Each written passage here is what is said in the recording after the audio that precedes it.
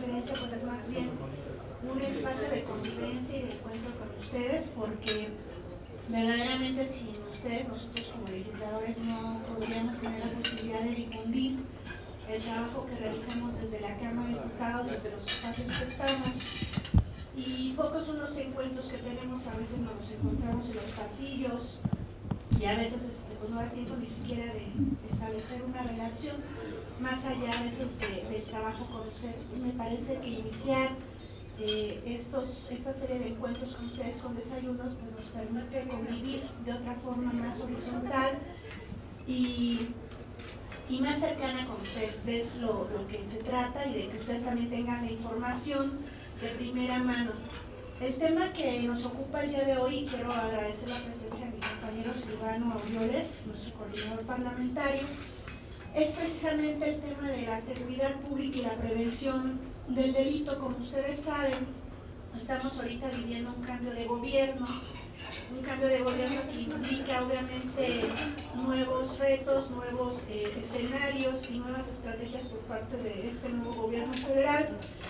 Pero esto no implica que esta estrategia, y como nosotros nos hemos caracterizado como grupo parlamentario, es no únicamente hacer una observación o una crítica. Siempre el PRD acompaña de propuestas, a veces desafortunadamente por otros tipos de circunstancias que empañan a veces el trabajo legislativo, se da más nota al problema, al conflicto, a los conflictos internos y no a la propuesta que finalmente emana de muchos años de trabajo que ya tiene el PRD en el gobierno, en diferentes gobiernos de la República y en particular en el Distrito Federal. Nosotros desde la 59 legislatura presentamos una iniciativa de ley en materia precisamente de prevención social del delito. Desde ese entonces ya veníamos trabajando ese tema que ahora lo quiere retomar el gobierno federal sin una reforma a la ley como bases para un programa de prevención social del delito. Nos parece que es muy importante que se retome, porque finalmente la delincuencia, la inseguridad a nivel nacional nunca se va a combatir únicamente de manera frontal, sino también a través de la generación de estrategias de prevención que nos permitan ir a las causas, al origen, a los factores de riesgo que inciden en que muchos estados de la República se hayan convertido desafortunadamente en tierra de nadie, en un descontrol generalizado, porque finalmente ante la incapacidad o la poca experiencia o incluso el muy bajo perfil de servidores públicos que tenemos en ese tema en particular de seguridad, pues lo único que se genera es una serie de inercias, de ejercicios sin resultados, de propuestas inacabadas que al final quedan únicamente como un asunto mediático de que se está haciendo un gran plan en materia de prevención, pero no se aterrizan los cómo. Entonces, en este plan que presentó el gobierno federal Peña Nieto, nosotros observamos que es finalmente una copia mal copiada de la propuesta que nosotros generamos desde el 2004 y que en esta legislatura volvimos a presentar con algunas modificaciones en particular en esta creación que ahora le ha denominado creación de las intersecretarías, en donde obviamente van a coadyuvar secretarías de gobierno que inciden en la prevención, como la Secretaría de Salud, como la propia Secretaría de Seguridad Pública, como Gobernación, como todos los centros de adicciones, como la relación con los gobernadores. Pero hay una situación que nosotros no podemos olvidar, que es la coordinación entre los diferentes niveles de gobierno. Una propuesta en materia de seguridad tiene que ir de la mano con una coordinación muy estrecha entre los gobiernos estatales y los municipales. Y si nosotros no planteamos una reforma a la ley, pues no va a haber gobernador ni presidente municipal obligado a coordinarse, porque finalmente tienen la libertad de aplicar los programas que ellos consideren necesarios para su municipio, para su estado. Por hecho, el grupo parlamentario del PRD presentamos precisamente una reforma, más allá de la ley que presentamos el año pasado. Ahora presentamos reformas a esta ley precisamente de seguridad pública, porque creemos precisamente que la prevención social tiene que empoderar a la ciudadanía, tiene que establecer la participación directa de actores que inciden, que opinan y que participan en todo el territorio nacional, como las asociaciones civiles y organizaciones ciudadanas que tienen mucha materia, que tienen estudios, que tienen investigaciones, al igual que las universidades, y que no han sido tomadas en cuenta para la elaboración de estas políticas públicas. Nosotros en esta propuesta estamos precisamente convencidos de que es necesaria tener una nueva visión de la política criminal que verdaderamente vaya sobre todo a bajar los niveles de impunidad y a mejorar el nivel de confianza de la ciudadanía hacia nosotros. Nosotros creemos que es revelador el estudio de participación ciudadana en México de los consejos consultivos e instancias públicas de deliberación en el gobierno federal, publicado en Perfiles Latinoamericanos de los doctores Felipe Evia, Samana Vergara y Homero Ávila, quienes nos revelan que las instancias públicas de deliberación identificadas en el ámbito federal de México son relativamente abundantes pero opacas. Si bien la normatividad federal mexicana en el 2011 obliga a la creación de 409 instituciones colegiadas de deliberación, vemos que en su mayoría se limitan a la participación de actores intragubernamentales y que las instancias con inclusión de actores no gubernamentales se concentran en funciones únicamente de consulta y operación de los programas, es decir, instancias en donde no existe la distribución homogénea del poder o la deliberación al acceso de la voz, pero no en el voto de las instancias gubernamentales. Los invitan como consultores, pero sin derecho a decidir. Entonces, pues verdaderamente seguimos viendo gobiernos planeando desde el escritorio. A pesar de ello, según leyes y reglas de operación vigentes, existen cuando menos 163 instancias con participación no gubernamental en estos sectores de la seguridad y de la política pública que no han sido escuchadas ni tomadas en cuenta. Nuestros objetivos en esta reforma, ¿cuáles son? Generar un marco legal de coordinación de diversas instituciones municipales, estatales y federales en materia de prevención del delito y generar un marco legal de coordinación entre diversas organizaciones de la sociedad civil, organizaciones no gubernamentales, comités ciudadanos y demás organizaciones ciudadanas en materia de prevención, que promuevan obviamente todo el trabajo que ya tiene años en materia de cultura de la legalidad, porque ese es un tema que se ha explorado durante muchos años y que ahora pareciera que lo acaban de descubrir. Y propiciar precisamente la creación de órganos colegiados que contemplen tanto a la sociedad civil como a las autoridades responsables para establecer ese vínculo de trabajo.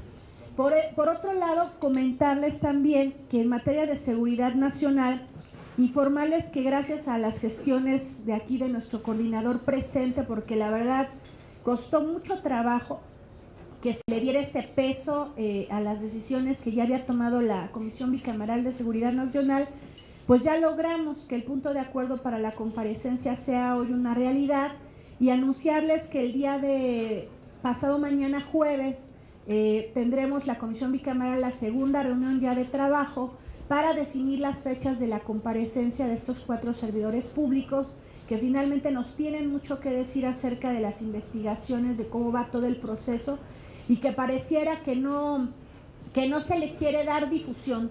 Nosotros entendemos como grupo parlamentario, y siempre seremos muy responsables de que estamos sujetos a la Ley de Seguridad Nacional, que nos insiste en tener secrecía en ciertos temas, pero sí haremos públicos los acuerdos que consideremos importantes, que sean necesarios que la comunidad los conozca, y ustedes, porque si no estaríamos tratando un tema tan delicado en lo oscurito. Y creo que en este tema tanto las familias de los deudos como la opinión pública merece una explicación creíble, confiable y objetiva de los hechos sucedidos en esta lamentable situación que vimos.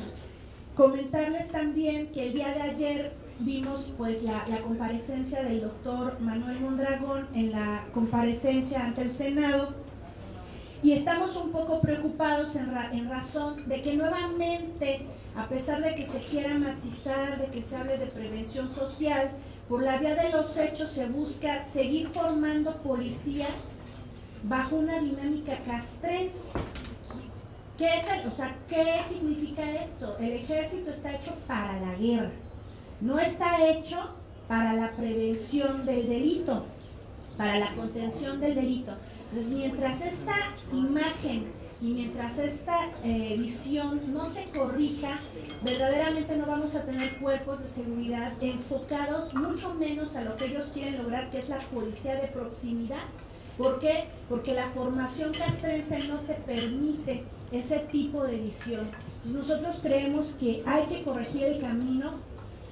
Para mí, el doctor Mondragón, a quien he tratado durante muchos años en este tema de seguridad, me merece todo mi reconocimiento, pero sí estamos preocupados en ese proceso de selección de estos elementos. ¿Quiénes van a ser? ¿De dónde los van a sacar? ¿Van a ser los que ya existen y los van a volver a dar un curso y los van a volver a sacar a la calle?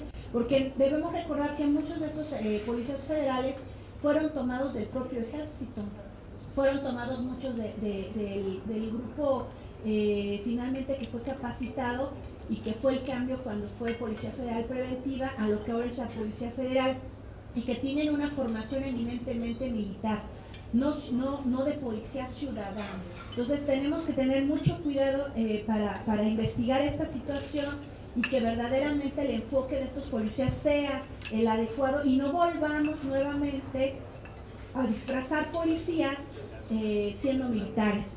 Otro tema que también nos parece importante decir es que si bien en el Distrito Federal ha sido punta de lanza y ejemplo para muchos gobiernos de los estados en materia de cómo trabajan sus cuerpos policiales, pues también esto se debe a que la política social del Distrito Federal, el gran andamiaje de los programas sociales del Distrito Federal permite esa contención que en un momento dado ayuda a la prevención del delito.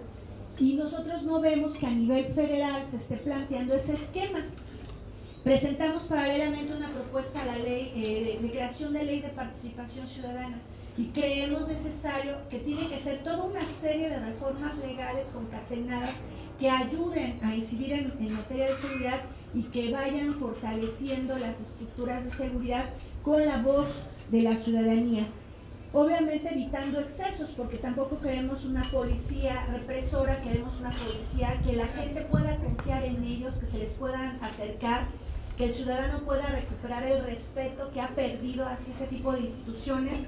Y por ello nos parece fundamental este encuentro con ustedes para hablar de este tema de seguridad que nos parece que debe de ser retomado desde otra visión. El grupo parlamentario del PRD, en nuestra plenaria que tuvimos recientemente y por acuerdos de la mesa directiva y del pleno en general, hemos decidido retomar con toda esa energía el tema de la prevención y el tema de la seguridad, pero desde un modelo social, desde un modelo que nos permita verdaderamente irnos a las causas, irnos a la contención, irnos a la transparencia también, a mejorar la calidad de vida de los elementos de policía.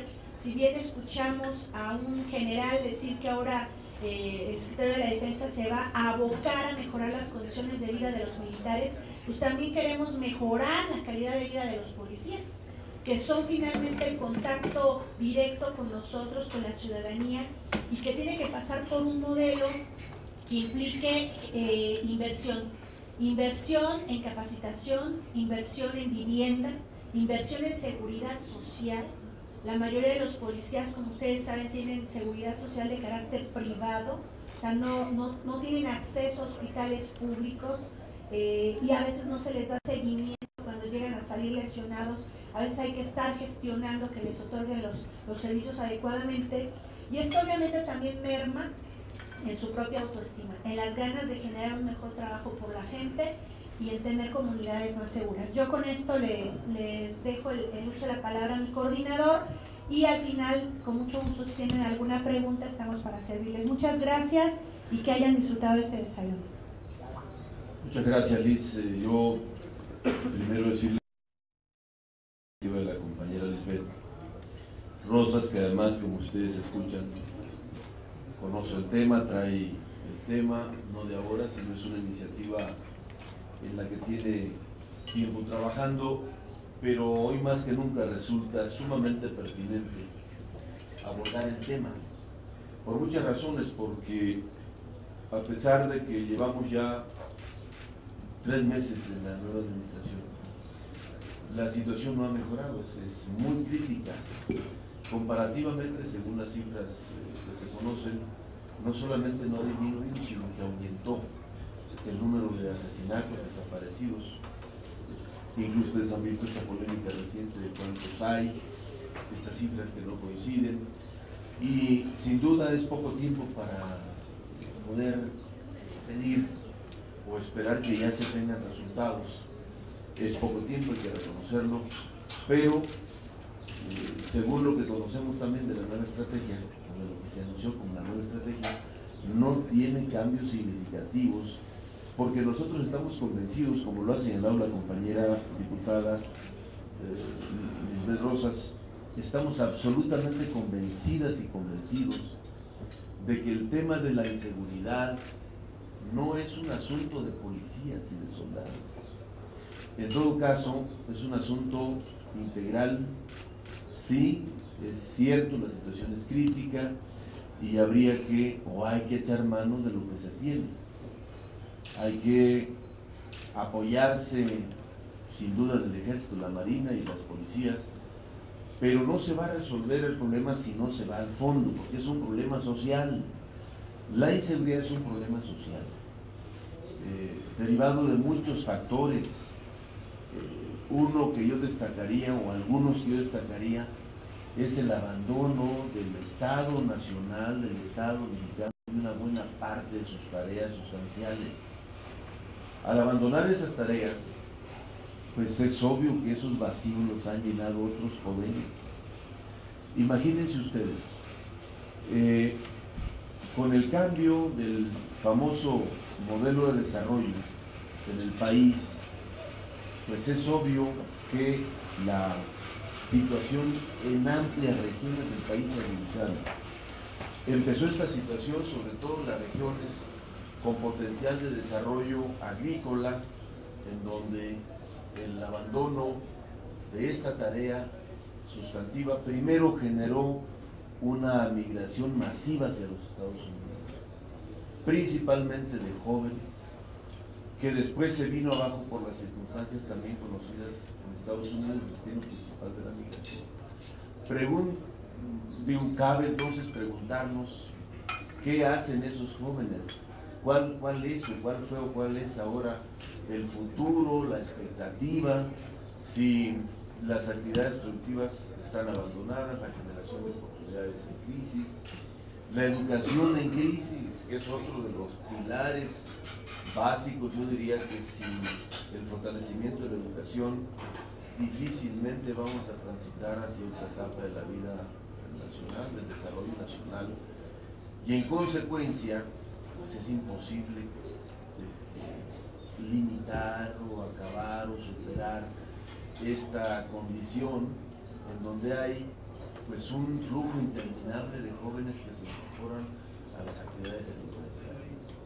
Hay regiones importantes del país donde el principal destino de los jóvenes es incorporarse a las filas de la delincuencia, con salarios altos, con ofertas o expectativas de incluso cosas superficiales, de hacerse famosos en el mundo de la lámpara. Es un asunto social muy fuerte, yo diría incluso en algunas regiones de aceptación de esa misma condición, que se vuelve ya una cuestión hasta cultural. Lo ven bien, se sienten arropados por un ambiente que en el corto plazo destruirá sus vidas y entonces no hay más que regresar a este planteamiento que hace la prevención social del delito, y pasa por reconstruir una serie de tejidos, el tejido social, por supuesto, recomponer, una tarea que no va a ser fácil, los valores, empezando por el respeto a la vida, que se ha perdido de manera brutal. En muchas regiones del país, los grupos que se dedican a delinquir, pues asesinan o le privan de la vida a alguien por cantidades que realmente resultan ridículas. Digo, la vida no tiene precio, pero que se secuestre o se asesine por cantidades ínfimas, materiales, económicas, pues resulta muy preocupante. Y ahora, agravada la situación por el surgimiento de estos grupos llamados de autodefensa. Crítico porque además, en algunas partes yo diría, se explica, aunque no creo que se justifique, se explica, no sé, las comunidades indígenas, que además tienen una tradición milenaria de tomar acuerdos y tomar decisiones internas, que habría que revisarlos con cuidado. En Michoacán, cuando se tiene el caso de un municipio donde finalmente se reconoce que pueden nombrar sus propias autoridades por usos y costumbres, ya un fallo del tribunal, pero que de repente como pólvora, como una diáspora, aparezcan por todos lados grupos de autodefensa, pues ya resulta muy raro, sospechoso. Muchos de estos grupos con armas de alto poder y vehículos nuevos y una capacidad de movilización, ahí ya hay gato encerrado. No puede ser que esos sean grupos de autodefensa. Digo, sí lo son, pero son grupos que están operando evidentemente con otros intereses. En el corto plazo se convierten en grupos que sirven a intereses, si es que no, ya lo son, que sirven a intereses radicalmente distintos a la protección de los ciudadanos. Entonces, que el Estado renuncie a su tarea de brindar seguridad es muy grave, y brindar seguridad, insistimos, no solamente es mandar la policía o que vaya el ejército y haga estas redadas o establezca una base militar. ¿Cuántos ejemplos no conocemos? En el distrito instalar una super base militar en un pueblo alejado de la tierra caliente de Michoacán, que la presumía el anterior presidente de la República como una de las bases militares del primer mundo, que con eso sí acabar la inseguridad. ¿Cuál? Pues ahí circulan y pasa todo al lado de la famosísima base militar. Bueno, porque el problema no va a ser resuelto por esos mecanismos, hay que entenderlo. Y entonces termino, no me extiendo más, porque Luis ha sido muy clara en el tema. Yo creo que hay que tomar en serio la prevención del delito. Imagínense ustedes, se anuncia ayer con la comparecencia del doctor Mondragón, a quien respetamos y le reconocemos su capacidad, pero anuncian la integración de esta Gendarmería Nacional con 10,000 elementos de policía. Bueno, eso no alcanza ni para la delegación de Iztapalapa, ya digo con mucho respeto. Entonces, para brindar seguridad en un territorio de 120 millones de habitantes, 10,000 policías, pues es prácticamente insignificante, con mucho respeto. Entonces tiene que irse a lo otro, a la inversión productiva, al fortalecimiento de la educación, a generación de diversas oportunidades. Yo veo en mi tierra con mucha tristeza las regiones más productivas de la entidad convertidas más bien en territorios sin ley.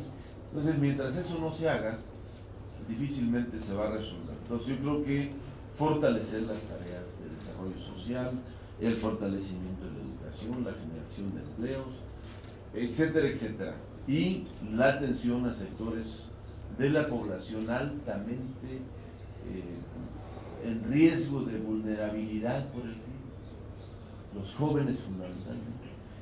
Y es obvio, y termino con esto, que también una estrategia criticada de la administración pasada, que basó todo su esfuerzo en una lucha frontal contra la inseguridad, limitando o alterando, y no justificamos, pero las rutas que tenían estas organizaciones que se dedicaban fundamentalmente al tráfico de drogas.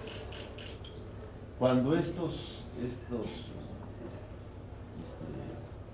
mecanismos, digamos, de mantener actividades delincuenciales se rompen, pues entonces empieza el secuestro, la extorsión, los asaltos, porque pues esas organizaciones tienen que seguir o buscan seguir manteniendo sus estructuras, y al tener trastocado la principal fuente de recursos, pues es obvio que se diversificaron sus tareas delictivas, y ahí está la consecuencia. Entonces, bueno, con este paquete que ha comentado la diputada, nosotros estamos haciendo nuestra tarea y vamos a seguir insistiendo desde el grupo parlamentario que no se repita la misma historia y que la estrategia para hacerle frente a la inseguridad tiene que ser una estrategia integral que no se dé sí el ataque a la corrupción de los cuerpos policíacos, qué bueno, sí a la profesionalización, qué bueno, pero insisto, en el mejor de los casos hablan de 38,000 elementos de la Policía Federal. Imposible 200,000 efectivos del Ejército. ¿Dónde? ¿Cuándo? Si solamente en algunas entidades se habla de gente involucrada en esas entidades de hasta 500,000 ciudadanos. Entonces, bueno, ya no me extiendo más, simplemente decir que por esta vía nosotros vamos a seguir insistiendo en que se atienda el fenómeno de la inseguridad. Muchas gracias. Ustedes como partido, ¿qué propondrían para controlar o para limitar la inseguridad? Como lo comentamos desde el principio, el grupo parlamentario ha trabajado desde hace muchos años este tema. Nuestra misión va desde el punto de vista de la construcción con lo que ya se tiene, que finalmente son secretarías de seguridad, delegaciones que tienen directores de seguridad, municipios que tienen directores de seguridad pública, y el problema que nosotros vemos es la gran improvisación de los programas que a veces se anuncian al inicio de un sexenio, al inicio de un gobierno, pero que no se les da el seguimiento, que no se cuida a veces ni siquiera los perfiles de los titulares responsables de establecer las políticas en materia de seguridad. Entonces, si estamos hablando de servidores públicos que carecen de la experiencia, que jamás han trabajado en el tema y que por ocurrencia de sus jefes los nombraron directores o secretarios de seguridad, pues verdaderamente estamos planeando a ciegas las políticas. Entonces, nosotros creemos que se debe de buscar esquemas de profesionalización desde los propios titulares.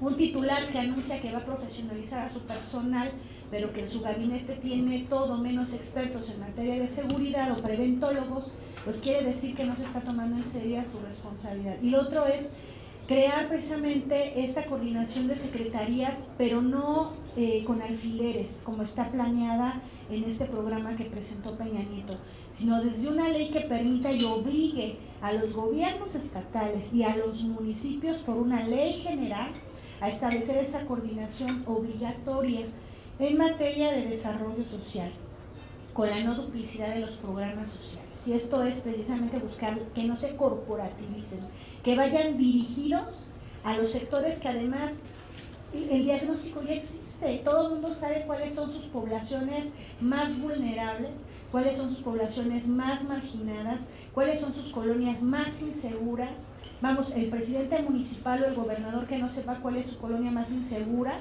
llegando a su primer día de gobierno, pues quiere decir que no hizo campaña, porque desde ahí se dan cuenta de dónde está la problemática. Entonces, de pronto terminan presentándonos programas después de un año de ejercicio de gobierno. Entonces, lo que necesitamos es que los gobiernos se preparen previamente para la presentación de sus planes de trabajo, pero que también busquen esquemas de coordinación muy estrictos con sus secretarías de salud, que tienen un enorme presupuesto para toda la prevención y la contención de adicciones, con la Secretaría de Desarrollo Social, para que enfoque esos programas no al capital político que les pueda favorecer en una elección, sino al gran capital humano de jóvenes que no tienen oportunidades y que ellos perfectamente saben quiénes son y en dónde están. Porque finalmente, si nosotros no resolvemos desde esa parte, desde la parte de lo social, ninguna estrategia en materia de seguridad va a funcionar, ninguna, porque no le estamos cerrando la llave al crimen. Estamos aventando prácticamente a nuestros jóvenes para que sigan participando en la delincuencia. Y paralelamente a esto necesitamos que haya menos burocracia en estas secretarías de seguridad gubernamentales. Hay más burocracia y cada uno de ustedes puede hacer un análisis de lo que es un gabinete de seguridad. Y resulta que en una Secretaría de Seguridad Pública priva la masa burocrática que los efectivos, que la gente que se va a dedicar de manera operativa a combatir el delito. Entonces, la administración pública tendría que funcionar al revés. Primero, garantizamos que haya suficiente personal abajo, que es el que va a trabajar con la ciudadanía, y después nos preocupamos por seguir generando más puestos para una nata burocrática elitista que lo único que hace es absorber ese recurso de armamento, de patrullas, de uniformes, de condiciones de seguridad para los propios elementos de policía. Entonces, se requiere tener verdaderamente otra visión, una visión verdaderamente social que ataque todo el problema de manera integral. Yo me imagino que usted que está presentando esta ley conoce el programa de prevención al delito que se lleva a cabo en los municipios con más violencia y en todas las delegaciones. No hay. Ese es el asunto. Pero los programas de subsemún que manejan, los programas de prevención al delito y en los que participan muchas asociaciones civiles, yo eso se lo puedo decir, hace muy poco tiempo los acabo de conocer. Y ¿Dónde, mija? En el Estado de México, diputado. Deme un ejemplo. Bueno, a eso voy. En estos programas, explíqueme dónde están. En estos programas, sí, por ejemplo en Ecatepeque es uno. Ahí hay varios. Entonces, la diputada Jessica Salazar no puede salir de su casa. Bueno, entonces, con estos programas, lo que yo he podido ver, por ejemplo, es que cuando están dirigidos, por ejemplo, a los jóvenes, pues a lo mejor no van a salvar a todos los de ese lugar, pero que muchos jóvenes sí modifican su forma de actuar y de pensar. ¿Sí? Sí ayuda. Sí ayuda. Sin duda. Diputado. Yo hago programas de brigadas en el kiosco de Santa Marta, por ejemplo, y ahí me llegan muchos, pero muchos drogadictos. No saben cuántos los domingos que generalmente hago campañas de vacunación o de esterilización. Precisamente eso es lo que ocurre, que la ciudadanía rebasa. Bueno, ante la incapacidad de los gobiernos, pero y por eso está ahorita este asunto de las guardias comunitarias, la ciudadanía rebasa. ¿Por qué? Porque hay una inminente necesidad de sentirse protegidos. pero yo le quiero decir una cosa que a mí me ha sorprendido mucho. Todos esos muchachos, cuando ven que nosotros hacemos una brigada, van a ver en qué nos ayudan. Y como yo les digo, ¿cómo nos vas a ayudar si mira cómo vienes? En la próxima llegan por lo menos en sus 5, ¿sí? Y todavía haciéndonos un 4 para que veamos que van bien. Y a decirnos, mire señor, ahora sí, ¿cómo las ayudamos? Y demás. Yo siento que es cuestión de hablar con ellos. Todo ayuda. Yo te diría, para no quedarnos ahí en esta, luego platicamos contigo del tema más a fondo, pero son alfileres en el pajar, pues. Es decir, el problema es de tal magnitud que loable esta tarea que tú señalas en muchos grupos sociales, organizados lo están haciendo, pero el problema ya está en la edad avanzada. El asunto es cómo empezar la prevención desde el principio. Yo diría simplemente 3 o 4 puntos centrales. Se requiere inversión productiva urgente en el país. Se requieren programas de carácter social fundamentalmente dirigidos a los jóvenes, evitar que los programas sociales sigan teniendo un enfoque de carácter electoral y que vayan a resolver problemas de los jóvenes. Urge un padrón nacional de jóvenes. ¿Dónde están? ¿Qué hacen? ¿Estudian? ¿Trabajan? ¿A qué se dedican? Y empezar a generar desde ahí, desde esta identificación, los programas adecuados en cada región, en cada estado. Fortalecer el tema de la educación. Mire, de nada sirve si tenemos tecnológicos o CECITEMS o como se llaman en todos los municipios más importantes, si cuando estos jóvenes terminan no pueden continuar estudiando, o si lo logran donde hay niveles superiores cuando terminan no hay empleo y acaban empleándose en actividades delincuenciales. Urge articular la educación con las cadenas productivas para que los jóvenes se puedan ocupar sí al fortalecimiento de los cuerpos policíacos, y creo yo que como están las cosas se requiere urgentemente establecer el llamado mando único sin violentar las autonomías estatales y municipales, porque además es que existen ya los mecanismos de coordinación para establecer estos mecanismos.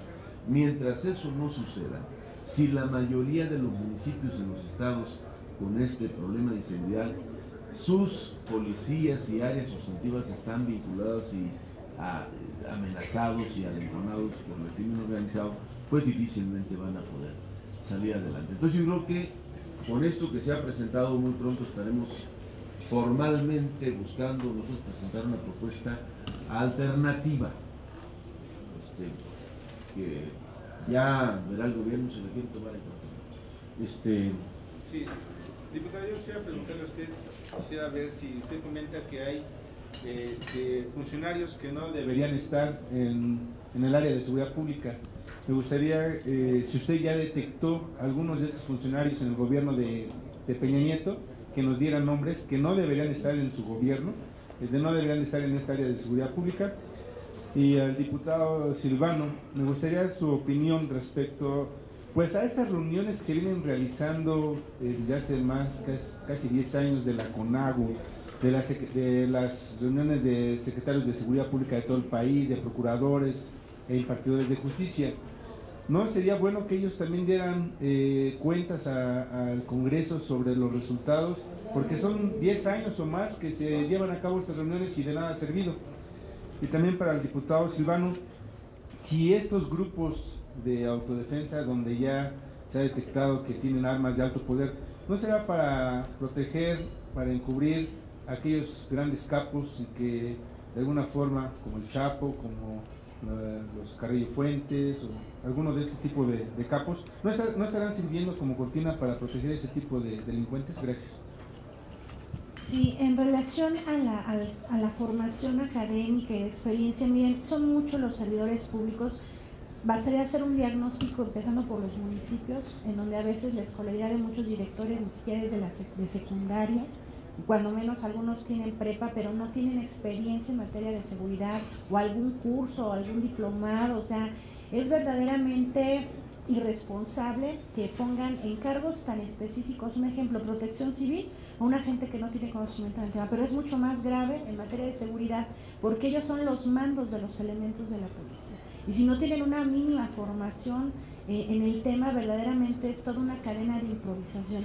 Lo mismo gobernadores que de pronto a veces les gana más el asunto de quizás poner a alguien muy cercano sin necesidad de buscar en un momento dado un perfil adecuado del cargo.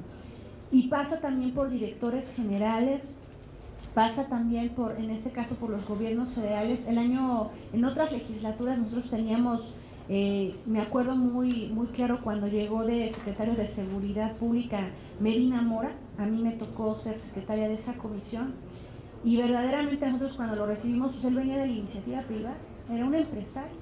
Entonces, y vemos y revisamos el currículum, y ahora con la pregunta que usted me hace, me voy a buscar a revisar los perfiles de todo el personal que está en el área de gobernación y que va a atender el tema de seguridad, porque salvo el doctor Mondragón, que es almirante de profesión y que fue secretario de Seguridad Pública, que conoce el tema, que tiene cursos, que tiene estudios, yo no detecto ningún otro servidor público de esa área y como gobierno federal que tenga experiencia en el tema. Pueden tener una formación política, haber sido exlegisladores, haber sido funcionarios de gobierno en otro tipo de tareas, pero no en materia de seguridad. ¿Cuál es su opinión de Murillo Karam como Procurador General de la República? Pues él es un abogado, finalmente ha sido legislador varias veces, me parece que es un hombre duro, va, me imagino, que a ejercer una procuraduría de mano dura, es mi percepción. Y le otorgo el beneficio de la duda porque hasta ahorita no tengo yo un mal antecedente del excompañero, pero obviamente hay áreas en donde no te puedes dar el lujo de experimentar, así sean tus años. El tema de la CONAGO, gobernadores, yo creo que lo están haciendo, porque digo, incluso presentaron una propuesta hace una semana están tomando tareas importantes de la vida nacional, no solamente de los estados. Pues la CONAGO surge como una especie de contrapeso al gobierno federal después de la llegada del PAN a la presidencia. Justamente coincide con la creación de este foro de gobernadores, que sí creo deben ir más a fondo en las tareas de seguridad. Ya hay gobernadores que se han rifado de alderas en esta materia, otros han sido más ligeros en el tema. Las razones pues pueden ser diversas, pero en general, en promedio, creo que los gobiernos estatales tienen que involucrarse más en materia de seguridad, porque los 3 o 4 delitos más importantes, extorsión, secuestro, asaltos, homicidios, pues son del fuero común. Entonces sí les toca a los gobiernos estatales asumir más esta tarea. Y la Cámara de Diputados no tiene facultades para citar a un gobernador, quizás el Senado sí, por el pacto federal, podría hacer este espacio y escucharlos para no violentar también las autonomías estatales, la soberanía estatal, pero creo que podría ser un siguiente paso de empezar a coordinar también estas tareas vía los gobernadores y el Congreso, porque hoy ya lo hacen a través del Sistema Nacional de Seguridad Pública. Y en el otro tema yo no quiero especular, pero obvio que a río revuelto ganancia de pescadores, pues puede resultar el escenario perfecto para anunciar este tipo de mecanismos que protejan otros intereses.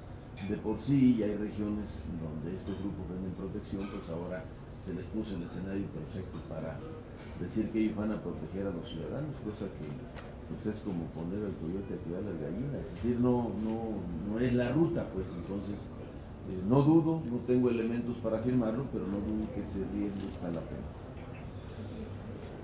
¿Algo más? Una precisión nada más. Con respecto a lo que presentó el presidente Peña Nieto en Aguascalientes hace poco, que supuestamente era el nuevo esquema de seguridad, perdón, llegué tarde, tal vez ya lo había comentado, pero ¿con qué se quedarían de esa estrategia? ¿Qué tanto le falta de prevención? Y si es a este programa que se refieren cuando hablan del uso electoral del mismo, si este tiene un sesgo electoral. Sí, efectivamente de eso se trató el tema de hoy, de que nos parece acertado que se esté retomando, pero lo que hay que reconocer es que fue una iniciativa del grupo parlamentario del PRD, y si van a copiar las iniciativas y el trabajo del grupo parlamentario, pues que lo hagan bien, que lo planeen bien, porque esta iniciativa de prevención social del delito está desde el 2004, presentada por el grupo parlamentario de nosotros, que retomamos en esta legislatura. Quizás lo que siempre falta es la parte mediática, ¿no? Haberlo anunciado. Con los ejes de trabajo está la iniciativa presentada desde el año pasado, y en ella prácticamente es un copy-paste lo que presenta nuestro compañero Campa, de lo que es su programa nacional para la prevención. De hecho, esto quiero compartirles que yo misma se lo comenté al secretario de Gobernación el viernes. El viernes tuvimos la primera reunión de trabajo de la Comisión de Gobernación con Osorio Chong, y le enfaticé esto, que además se le dijo en la primera reunión de trabajo a Felipe Solís Acero cuando vino aquí a la Cámara, cuando andaban precisamente presentando las reformas a la ley federal de la administración pública. Entonces nos parece importante que se retome, pero que se retome bien, y que se retome de manera no únicamente como un programa que puede ser sujeto a 1000 cambios en la administración, sino que se presenta a través de un formato de ley que obligue a todos los servidores públicos encargados de la seguridad a la coordinación. ¿Por qué? Porque si no, no se va a aplicar bien, si no pasa por un proceso legislativo. Entonces nos parece importante hacerle ver a Osorio Chong, al mismo Mondragón y a Campa, que no se trata de que presenten iniciativas inacabadas, porque más lo que nos presenta pues son las bases del programa nacional, cuando tuvieron muchos meses de campaña para haber presentado ya el Plan Nacional de Seguridad y Prevención. Entonces les pedimos, que no estén improvisando y que hagamos las cosas bien desde el principio. Eso proponemos como grupo parlamentario, y estaremos atentos a dar seguimiento. El PRD siempre ha tenido muchas propuestas en ese tema, La verdad es que ha sido reconocido el trabajo en materia de seguridad y prevención del Distrito Federal, pese a lo que pueda decir cualquier persona y con la experiencia de tener monitoreado los programas de seguridad de muchos estados, yo les puedo decir con honor a la verdad que es punta de lanza y ha sido retomado en otros países. Entonces yo creo que está bien que se retome, pero que se retome como son las propuestas originales. ¿Qué opinión tienen acerca del CISEN, que fue creado precisamente en aquellos años para detener todo esto, para hacer la prevención, y ya ha terminado siendo solamente las orejas del gobierno en turno, y que no hacen su trabajo porque ni siquiera dan pues una estrategia o ni siquiera dan un mapa delictivo de las zonas rojas o zonas amarillas que hay en el país? Se supone que para eso fue creado, no para escuchar lo que digan otros y decirse al secretario de Gobernación y ahí hacerlo.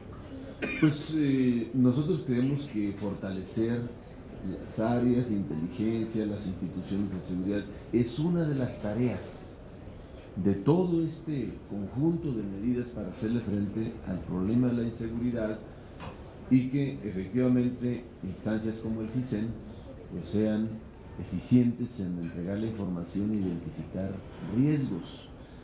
Porque si la tarea fundamental de una instancia como el CISEN solamente es monitorear a los actores políticos para ver qué decisiones se van a tomar o están tomando partidos políticos, legisladores, gobernadores, etcétera, etcétera, pues no está cumpliendo la tarea fundamental de la seguridad nacional, porque finalmente al nivel que hemos llegado está en riesgo la seguridad interior del país por todos los hechos que vemos casi cotidianos. Entonces yo creo que o creemos, porque esa es la propuesta del grupo, la propuesta nuestra, que las instituciones deben de fortalecerse. Sí, por supuesto, también es casi indispensable, pero es una parte del rompecabezas, es un instrumento de la estrategia integral, porque, insistimos, el problema es social, no es policíaco, y acciones de alto impacto pues solamente generan mayor incertidumbre y psicosis entre la población, y lo que sí tendrán que ser hechos muy concretos con resultados acompañados de este amplio programa social de recuperación de regiones, de espacios, a través de tareas diversas que debe de implementar el gobierno.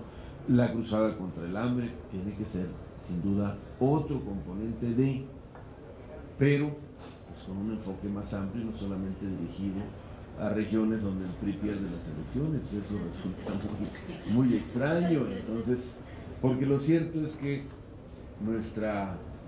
por lo menos nuestra amiga Rosario, sabemos que tiene experiencia en el tema y que hará un trabajo neutral o institucional, pero la estructura que tienen abajo es radicalmente distinta. Quien realmente está operando estos programas de Sol es un hombre de todas las confianzas de Peña, que hacía la misma tarea en el Estado de México. Diputada, yo quisiera preguntarle algo que mencionaba usted el tema de Pemex, que el próximo jueves se van a reunir y se va a aprobar ya. ¿Qué se tiene previsto? ¿Dónde van a hacer las comparecencias? ¿Qué es lo que se va a aprobar? Sí, la comparecencia ya está aprobada. Esa se aprobó desde que les di a conocer la información. El jueves, es la segunda reunión de la comisión en donde vamos a establecer las fechas, porque nosotros tenemos que hacer una agenda y obviamente tendremos que establecer si los servidores públicos vienen como ya lo habíamos votado juntos, que es la propuesta que quedó de los 6 legisladores, o vienen cada uno en horarios distintos. Obviamente, como es una comisión que toca ambas cámaras, seguramente hay la propuesta de que si son divididas, la mitad de las comparecencias sea en el Senado y la mitad acá en la Cámara.